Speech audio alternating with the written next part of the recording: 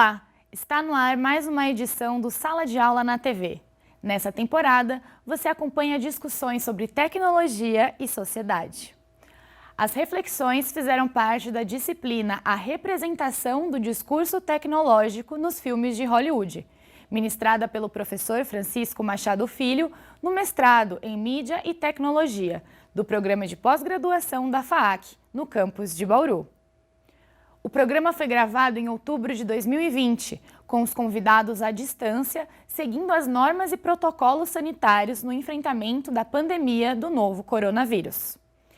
O filme que ancora este episódio é 2001, Uma Odisseia no Espaço, de 1968, um clássico da cinematografia mundial. Participam da edição Daniela Vicenzi e Maurício Ruiz. Bom programa! Olá a todos e todas, sejam bem-vindos e bem-vindas. Estamos na segunda temporada de Sala de Aula. E hoje vamos debater um filme que foi polêmico na época de lançamento, mas até hoje se transformou num cult, né? E impacta visualmente e influencia outros filmes de Hollywood na questão da tecnologia. Para conversar com a gente hoje, o Maurício Augusto e a Daniela Vicenzi, que foram alunos da minha disciplina no mestrado em mídia digital. Olá, pessoal, sejam bem-vindos. Olá, professor. Muito obrigada pelo convite. Obrigado, professor. Muito obrigado pelo convite. Olá a todos e a todas. Vamos falar um pouquinho sobre esse filme que é maravilhoso.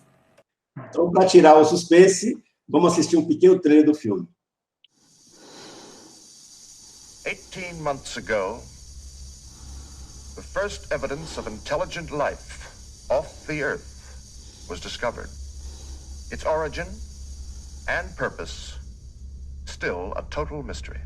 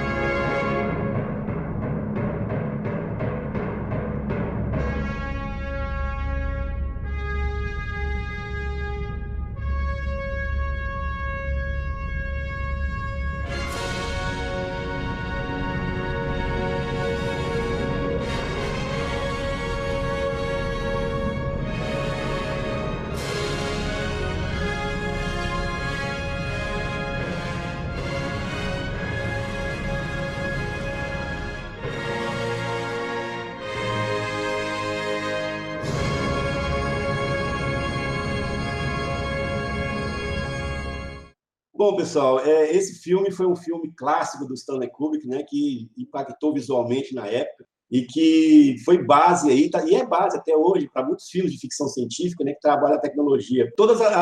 Aquele impacto visual do filme ainda seriam teorias ainda, né, porque estava se descobrindo ainda as questões da viagem, né, no espaço. Como é que vocês fazem a avaliação do contexto, né, tecnológico daquela época para o filme ter causado tanto impacto assim como causou da indústria do cinema? No momento, né, que estava começando, que o filme passou, a gente via o início de grandes empresas tecnológicas. A utilização de tecnologia para matar, a busca pela tecnologia. Então, a gente estava naquele começo da tecnologia, né? Eu acho que é por isso que houve tanto impacto o filme assim na sociedade. O que você acha aí, Maurício? Uma reportagem falando que a tecnologia da cápsula, né, espacial lá, que levou os astronautas na Lua, eu acho que hoje qualquer smartphone tem mais tecnologia do que a cápsula naquela época, né? É verdade. A computação estava começando não existia computação pessoal ainda, né? Era só grandes computadores, né, Maurício? Sim.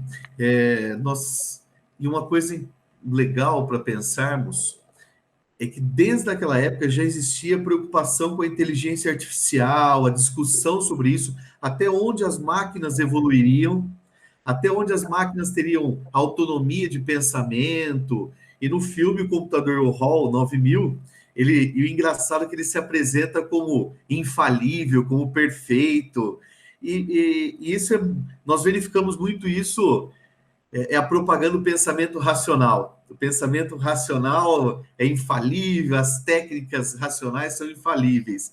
E a evolução dessa inteligência artificial que hoje nós estamos verificando, a grande preocupação dos cientistas é até onde as máquinas aprenderão, a machine learning, até onde elas aprenderão, até onde elas tomarão decisões autônomas, até onde isso pode ser um problema para a humanidade. E hoje a grande discussão é basicamente se isso tirará emprego de pessoas, se isso mudará a sociedade. Então, o filme tem um contexto que há 50 anos ele aponta alguns problemas que nós teríamos, algumas preocupações sobre tecnologia, e como o professor Kiko mencionou, eu estava assistindo esses dias também o Apollo 13, que tem aquele problema da espaçonave, e é uma história real. Os computadores, eles tinham uma capacidade de processamento menor que uma calculadora hoje. Não é nem de um smartphone, porque é uma calculadora científica, a capacidade de processamento. E os caras se salvam porque eles sabem fazer os cálculos ali, eles fazem na unha os cálculos de ângulo de reentrada e tudo mais. Então, isso era bem interessante para a época. E como a Daniele mencionou, o filme também traz algumas coisas interessantes sobre o aparecimento das grandes corporações tecnológicas, de comunicação, de transporte, que hoje nem são mais as maiores, mas que naquela época já despontavam com algumas importantes. A questão da inteligência artificial no filme, ela lançou um modelo aí, né, uma base, porque talvez seja o primeiro grande filme de Hollywood que trate a inteligência artificial como a vilã, né, do filme, né? Algo que quer destruir a humanidade e quer destruir pelo menos o homem ali, né, que queria se proteger destruindo o homem que queria desligar o computador, né, que eram os dois astronautas que estavam na nave com eles. E isso perdurou, né, Maurício, no nosso imaginário, né? Vários outros filmes vieram depois disso, Estrada do Futuro, e vários outros filmes trazendo a inteligência artificial como algo que pode mesmo acabar com a humanidade. Até hoje, né? As pessoas têm esse receio de que a inteligência, o computador, a tecnologia vai tirar empregos, vai acabar com tudo, vai dominar, né? Então, até hoje a gente vê as pessoas dizendo isso ainda. E como é que vocês avaliam que fica essa questão do imaginário das pessoas em relação com esse momento atual, que o Maurício colocou, né? Que nós estamos vivendo cada vez mais com essas máquinas inteligentes, né? O celular nosso hoje ele é totalmente uma inteligência artificial, né? Uma máquina de aprendizagem, porque através do nosso uso constante, né? O computador, as nossas smart TVs, né? Todas estão ligadas aí ao Big Data, né? Com essa captura de dados, né, Dani? Isso é uma coisa que você pesquisa, estuda. Como é que vocês veem a apreensão das pessoas hoje em relação a essa tecnologia da inteligência artificial? Continua esse medo? Continua esse receio? É para ter esse medo? A gente tem que ter esse receio mesmo? Como é que vocês avaliam essa questão? Na minha opinião, eu acho que as pessoas têm esse medo ainda, mas você sabe que esse ano, com a pandemia, a gente teve uma sorte, né? Porque acabou inserindo mais ainda a tecnologia e as pessoas acabaram vendo que ela é realmente necessária.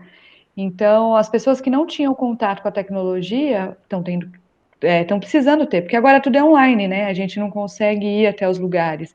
E acabou vendo o benefício disso. Então, eu acho que por isso a pandemia veio até no momento interessante, que trouxe a ideia de que a tecnologia pode ser utilizada a nosso favor, e não somente contra, né, como existia essa ideia, né. E o celular, como o professor falou, ele é realmente uma inteligência artificial, você fala com ele, você pede as coisas para ele já sabe o que precisa fazer, né, então ele já te conhece melhor que você mesmo, ele te escuta o tempo inteiro, então É o bom ouvinte, né? Então foi uma evolução, assim, e eu acho que a pandemia veio para contribuir bastante com o crescimento e com a mudança até do paradigma que as pessoas tinham em relação ao que o computador, a tecnologia podia fazer que não era a favor das pessoas, né? E a gente está vendo que, sim, ela pode nos ajudar muito e está nos ajudando, né?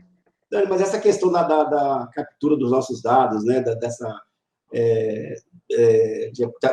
de uso desses dados que a gente cede, né, voluntariamente ou até involuntariamente, cada vez mais sendo usado pelas grandes corporações de uma maneira que a gente aceita, porque tem que fazer o termo lá de concordar com o uso da ferramenta, mas a gente até nem sabe como isso funciona. E a inteligência artificial está se aproveitando dessa Big Data, né, desse Big Data. Como é que você analisa essa questão desse uso dos dados, né, que a gente está colocando, disponibilizando para as grandes corporações, e através dessa inteligência artificial nos devolve em serviços que às vezes é bom, mas também como é que fica essa questão da privacidade, da segurança online, com esses serviços interessantes, esses bons serviços da inteligência artificial para a gente? A gente vê, assim, historicamente, sempre foi utilizado dados, análise de dados, para tomada de decisões, né?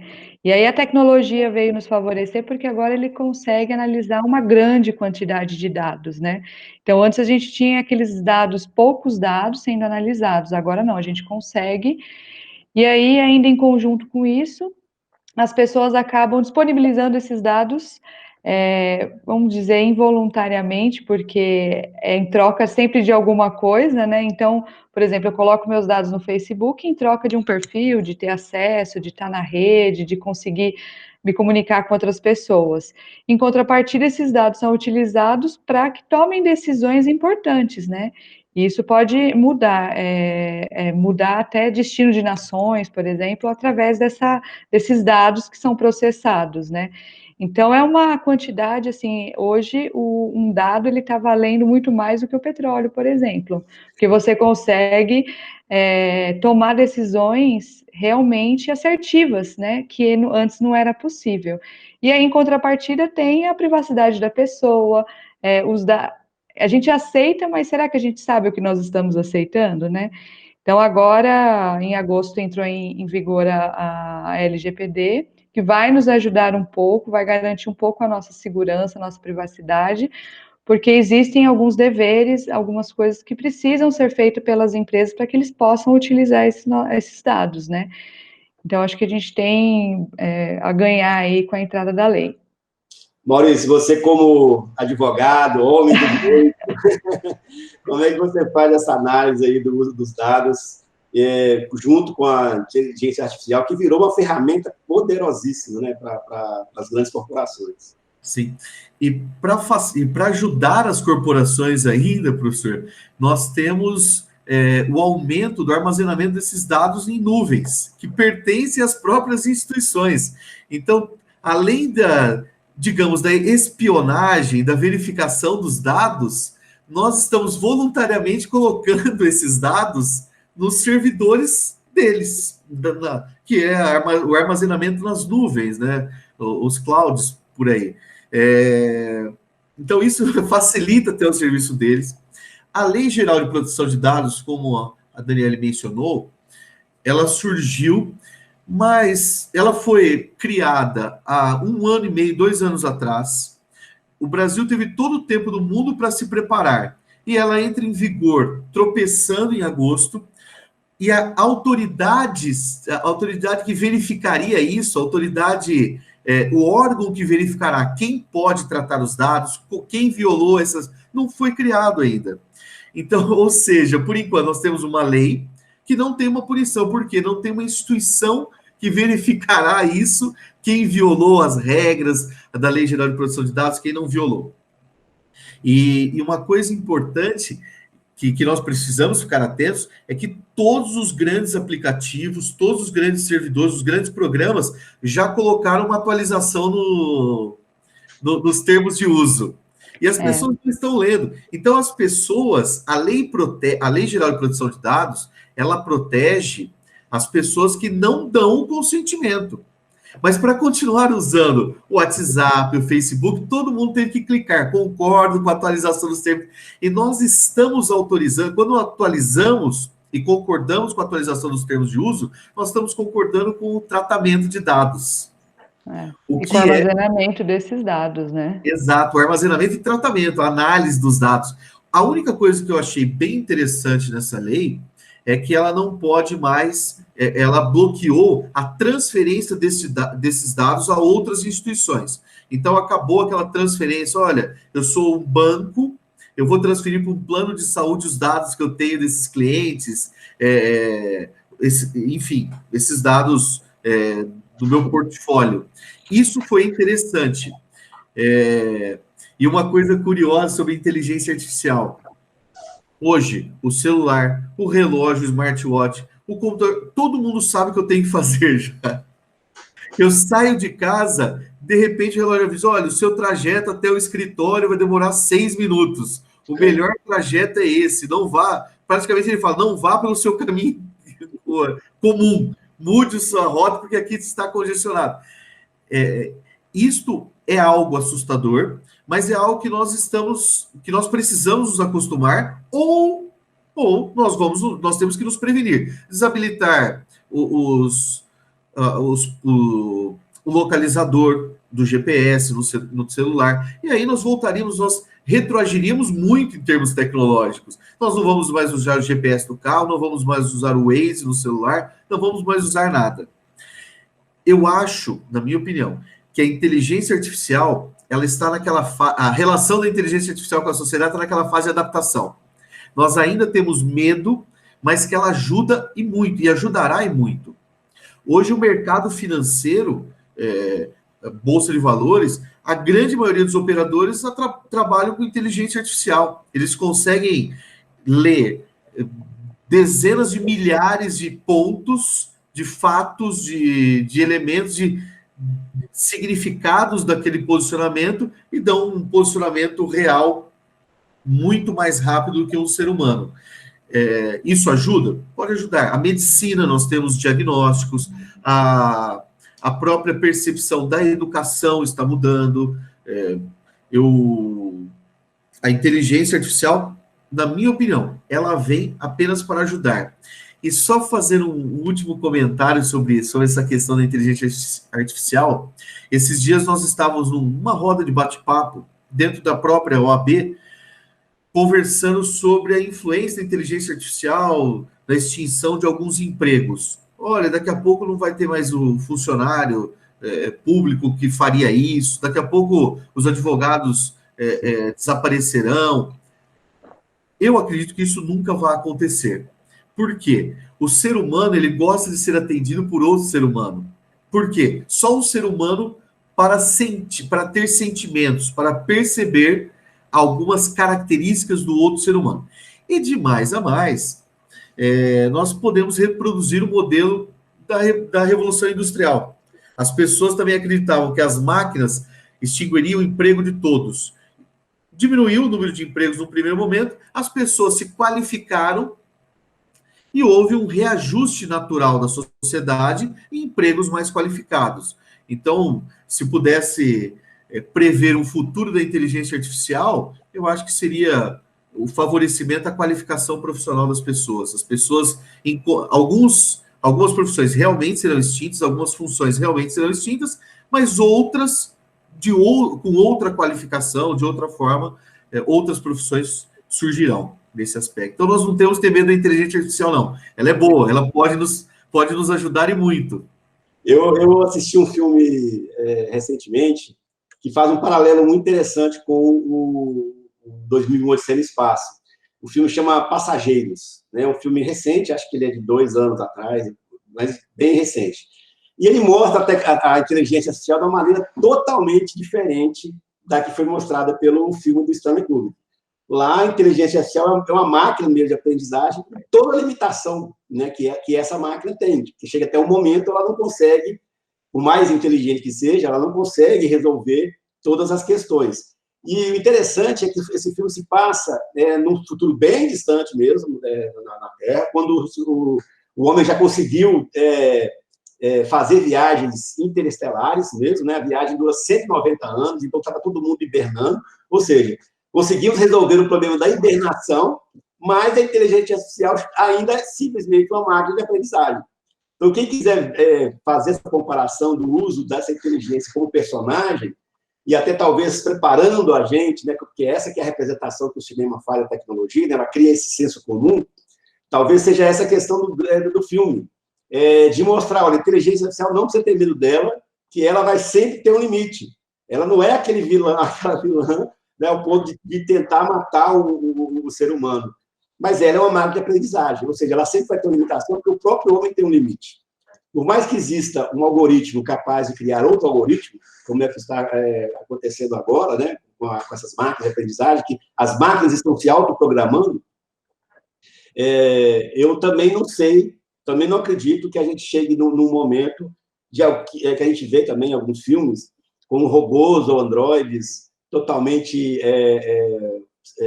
com aparência perfeitamente humana, com sentimentos, porque tudo ali tem uma programação e alguém programou, mesmo que seja a máquina. E a capacidade de transcendência, eu acredito que posso estar errado, posso estar com uma visão romântica, mas eu acredito ainda que pertence só ao ser humano. Eu acho que uma máquina nunca vai ser capaz de transcender, de ter empatia, né, ao ponto que o ser humano tem, né? Porque isso aí nós gastamos o quê? Mais de quantos milhões de anos de evolução para conseguir chegar nesse estado humano que nós estamos hoje. Mas você sabe, professor, que eu sou coordenadora de uma equipe de atendimento, e a gente tem 1001 ferramentas de inteligência artificial, de atendimento, para minimizar o trabalho e tal. Mas, na verdade, o diferencial do nosso atendimento é o suporte humanizado, aquele que você pega, você conversa, que ele não fala com uma máquina. Então, nosso PABX não tem nem URA, que faz aquele atendimento. Digite se você quer fazer tal coisa. Porque, na verdade, e é uma coisa que é muito elogiado pelos clientes, por ter esse suporte humanizado, onde ele consegue falar com alguém, né? Que a maioria das empresas hoje acabou informatizando, colocando atendentes virtuais, e eu mesma, da área de tecnologia, eu não gosto. Quando eu vejo que é uma atendente virtual, resolveu meu problema? Não resolveu meu problema, porque tem aquelas coisas. Então, assim, o humanizado, isso eu acho que nunca vai perder. Eu também sou dessa visão romantizada aí. Mas tem uma questão, Dani, interessante. A gente é capaz de se relacionar com uma máquina de uma maneira afetiva, né? Eu não sei se você lembra, do Tamagotchi, daquele bonequinho lá que você tinha que ficar dando comidinha para ele. E quando ele morria, era uma tristeza danada, né? Eu era criança, eu lembro desse brinquedinho. Hoje, já se evoluiu muito nessa relação, né, de a máquina, mas mesmo assim, a gente é capaz de ter essa afeição por uma coisa não viva. Então, como é que fica? Como é que a gente lida com isso? Eu acho que a gente não consegue ter uma afeição muito grande por uma máquina. Tem algumas que têm sentimentos, né? Que fala, poxa, você está me magoando. Tem alguns robôs que são programados para dizer isso, né? Mas, na verdade, acho que nada compara ao humano mesmo. Foram muitas gerações, muito aprendizado, muita coisa para a gente conseguir chegar onde a gente chegou, né? Maurício, do aspecto legal, mano, vamos aproveitar que você é advogado, essa questão da máquina, a gente vai poder um dia chegar a processar uma empresa, processar uma máquina por fazer alguma coisa que a gente não gostou, que ela fez contra a gente? Não, por enquanto, a legislação entende que são titulares de direitos e obrigações apenas seres humanos, inclusive animais. Olha, um pitbull escapou, mordeu uma pessoa, o responsável é o proprietário. Os animais, as máquinas são apenas objetos. Nós poderíamos eventualmente processar quem está por trás da programação, porque esse sim é um ser humano titular de direitos e obrigações e programou a máquina para fazer algo.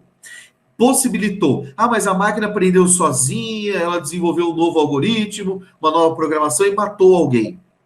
Nós não podemos fazer isso. Essa é a grande discussão tecnológica também dos carros autônomos.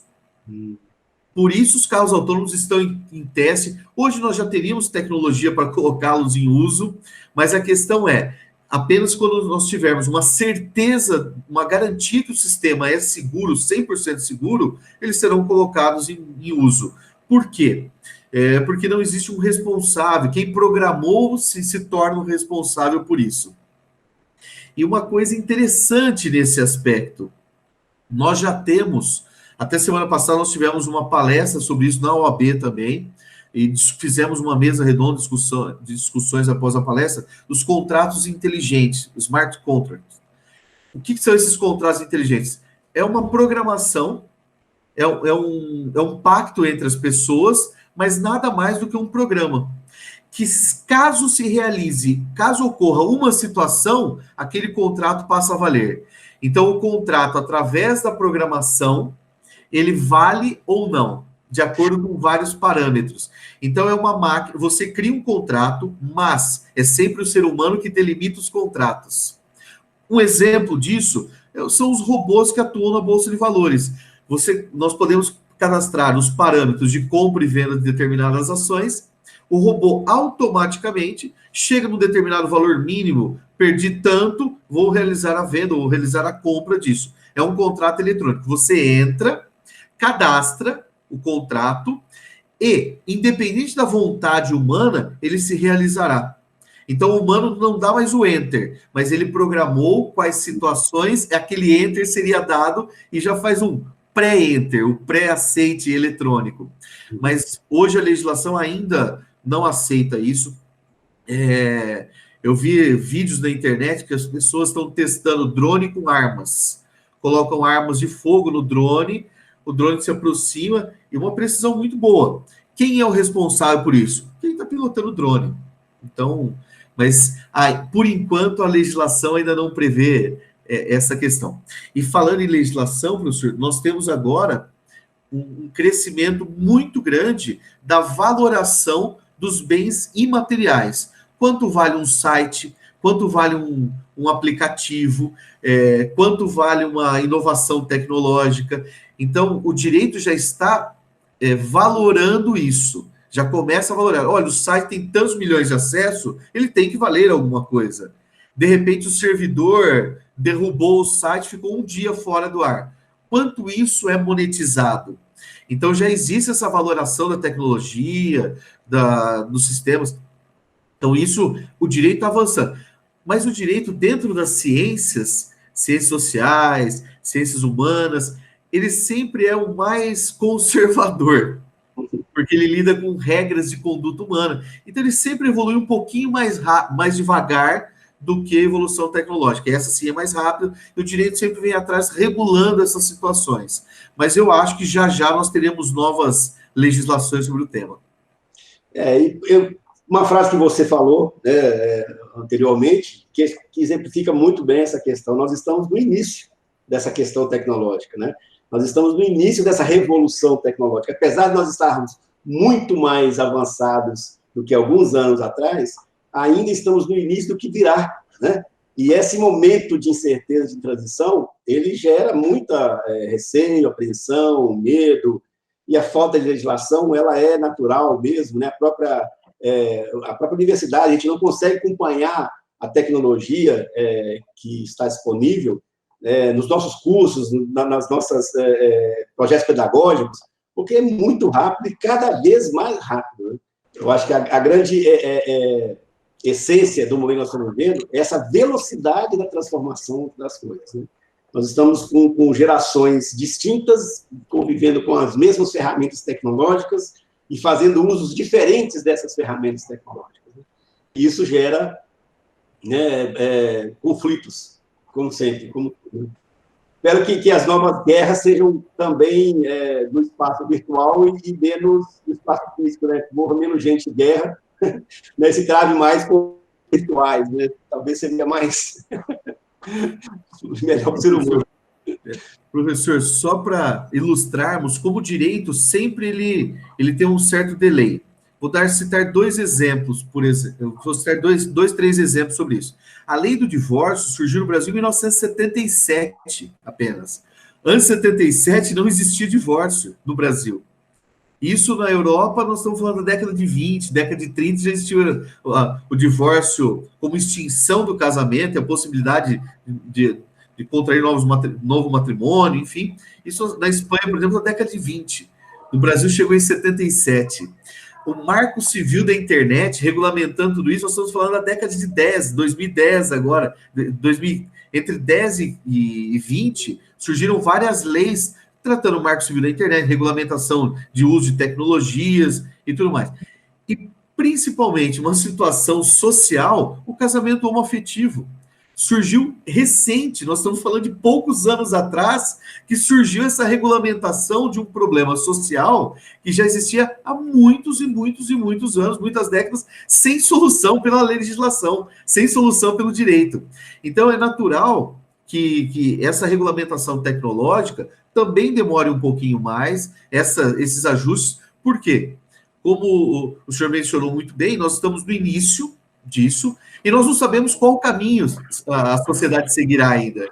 Se a sociedade repelirá totalmente, não, a sociedade vai se acostumar, isso será incorporado pela sociedade, de que forma? Então, esse é o papel da pesquisa científica, nós precisamos entender isso, entender esses fenômenos, continuar estudando tudo isso, como isso se relaciona com a sociedade, a tecnologia e sociedade, para conseguirmos minimamente planejar o futuro, minimamente regulamentar essas situações. A gente pode dizer, com outras palavras, a gente precisa de uma educação tecnológica. É verdade. Né? A gente precisa conhecer a tecnologia, o funcionamento dela, e aí sim cada um usá-la de acordo com a sua percepção pessoal, né? Que é o direito de cada um também. Mas essa educação tecnológica, eu acho que hoje a gente precisa muito, porque como a Dani mencionou também anteriormente, destino de países podem ser hoje influenciados ou direcionados por fake news, algoritmos, né? E sem essa educação tecnológica, a gente fica à mercê mesmo de todas as armadilhas que pessoas mal intencionadas, né, se utilizam da tecnologia. Eu li recentemente que o Pix nem foi lançado direito, já tem golpe dele. Né, já tem que vai ser esse novo sistema de transferência bancária.